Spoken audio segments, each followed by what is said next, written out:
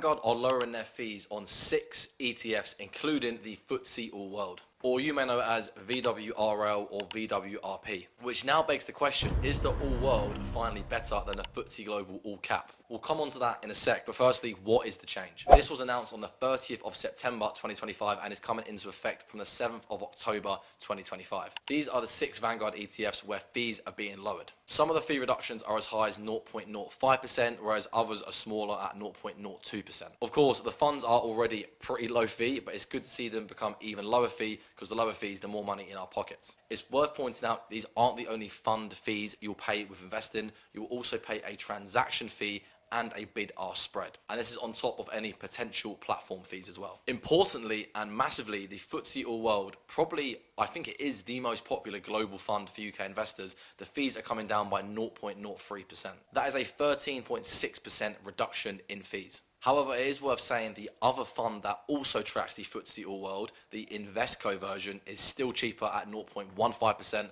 I've got a full video that I'll link if you want to watch that after this one. But of course, it's good to see fee reductions. I've made videos calling for fee reductions from Vanguard, so they've clearly been watching.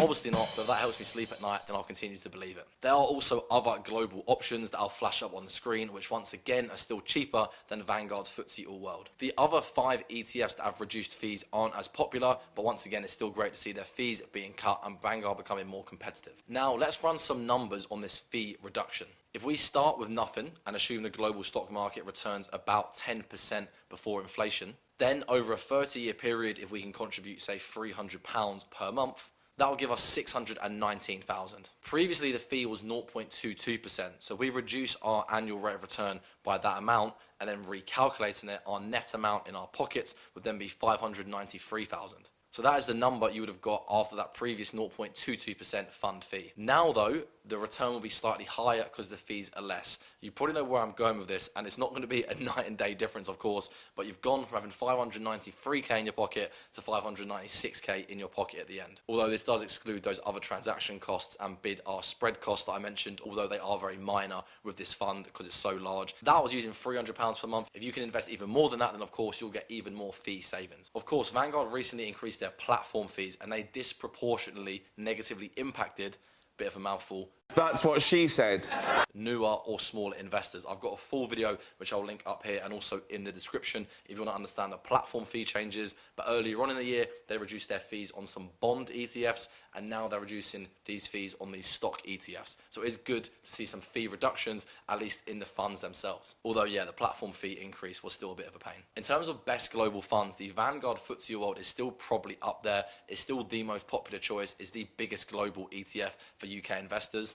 Although, as mentioned previously, the Invesco FTSE All World is actually lower fee still, and there are also even more lower fee global ETF options available. So some people might argue this fee reduction isn't enough. But with Vanguard, their platform and their funds, and it's worth noting that Vanguard are both a platform and a fund provider, so you can invest into Vanguard funds on other platforms or Vanguard funds on their own platform. And of course, there's a platform fee you'll potentially pay, depending on the platform, and a fund fee that you'll definitely pay, and that fund fee is the same no matter which platform you hold that fund on. But what I was going to say is Vanguard's both platform and their funds particularly are quite sticky. that's what she said.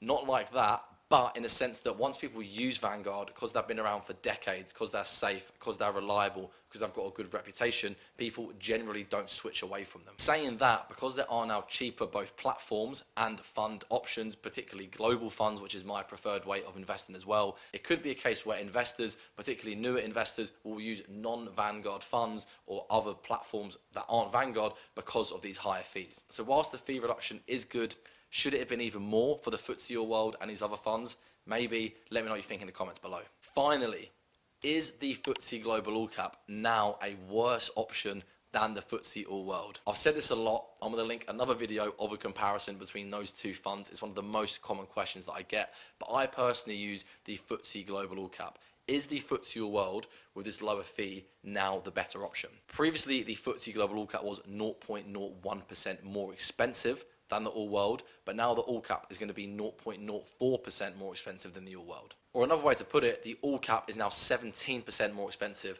than the All World.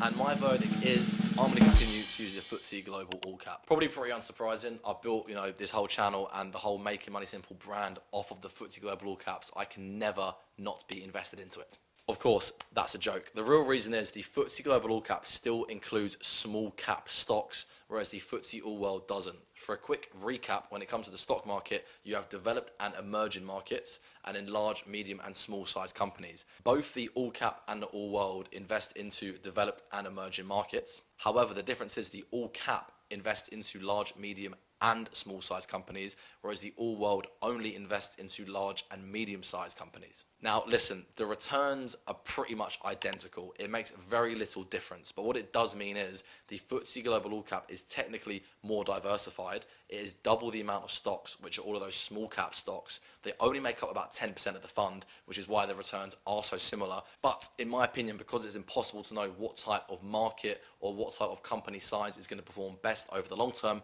I would rather be as diversified and as globally diversified as possible. And that is why I'll continue to use the FTSE Global All Cap. Saying that, if that fund is not available on the platform you're using, the FTSE All World is another great option. And as I mentioned, I'll flash up a screenshot. They pretty much have identical returns. And the reason being is that so much of the global stock market is dominated by US stocks and tech stocks. But I personally like to be as globally diversified as possible and have my approach as simple as possible with just one fund, which is why I'll pay the slightly even higher fee now for the FTSE Global All Cap compared to the FTSE All World. Maybe I'm silly doing that. I know I could reduce my fees, but I really do like the one and done simplified investing approach. And yeah, that is Vanguard's latest fee cut. I hope that's helpful. Let me know what you think of all of this and if you're going to be switching to the FTSE All World or switching to another fund as a result of this. The fee cut is good.